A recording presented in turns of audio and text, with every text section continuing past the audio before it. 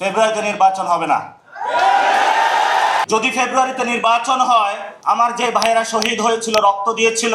জাতীয় নাগরিক পার্টির মুখ্য সংগঠক নাসির উদ্দিন পাটোয়ারি সংস্কার ও নতুন সংবিধান ছাড়া আগামী ফেব্রুয়ারিতে জাতীয় নির্বাচন অনুষ্ঠানের তীব্র বিরোধিতা করেছেন। তিনি বলেছেন, এই নির্বাচন হলে অন্তর্বর্তী সরকারকে গণ অভ্যুত্থানের শহীদ হওয়া ব্যক্তিদের মায়েদের কাছে তাদের সন্তানদের ফিরিয়ে দিতে হবে।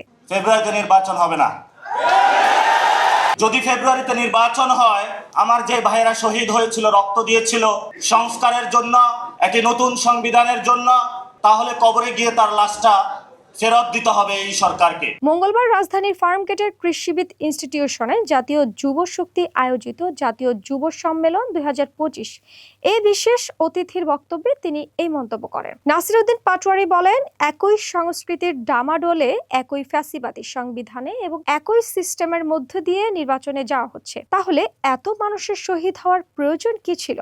সংস্কার শেষ না করে নির্বাচন হলে গণ অভ্যুত্থানে যাদের হাত চলে গেছে, সরকারকে তাদের হাত ফিরিয়ে দিতে হবে। যদি সংস্কার ছাড়া, একটি নতুন সংবিধান ছাড়া বাংলাদেশে নির্বাচন হয়, তাহলে ওই মায়ের বুকের সন্তানকে ফেরত দিতে হবে।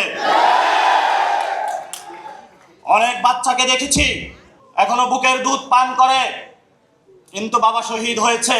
তিনি আরো বলেন, যে মায়ের বুক খালি হয়েছিল, যদি সংস্কার ছাড়া, নতুন সংবিধান ছাড়া বাংলাদেশের নির্বাচন হয়, তাহলে ওই মায়ের বুকের সন্তানকে ফেরত দিতে হবে। গণ অভ্যুত্থানের নেতৃত্ব দানকারীদের চরিত্র হরণের চেষ্টা চলছে বলে অভিযোগ করে তিনি বলেন, গণ অভ্যুত্থানে যারা নেতৃত্ব দিয়েছেন তাদের এমনভাবে ক্যারেক্টারাইজেশন করা হচ্ছে যেন তারা বাংলাদেশের সবচেয়ে বড় অপরাধী।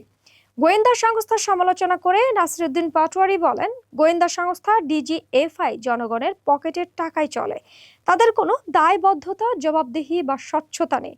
তাদের একটাই কাজ, মানুষকে ভীতি প্রদর্শন করে আয়না ঘরে নিয়ে আসা। আয়না ঘর তো আমরা ভেঙে দিয়েছি, সামনে যদি আয়না ঘরের চেষ্টা করা হয়, আমরা সেই আয়না ঘর কেন ডিজিএফআই এর হেডকোয়ার্টার ভেঙে দেব? তিনি আরো বলেন, বাংলাদেশে যদি ডিজিএফআই থাকতে হয়, অবশ্যই তাদের সংস্কার করতে হবে।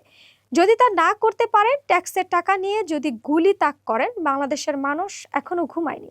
কয়টা অস্ত্র তাক করবেন, কয়জনকে মারবেন? মৃত্যু মেনে নিয়েছি, মৃত্যু হয়ে গিয়েছি।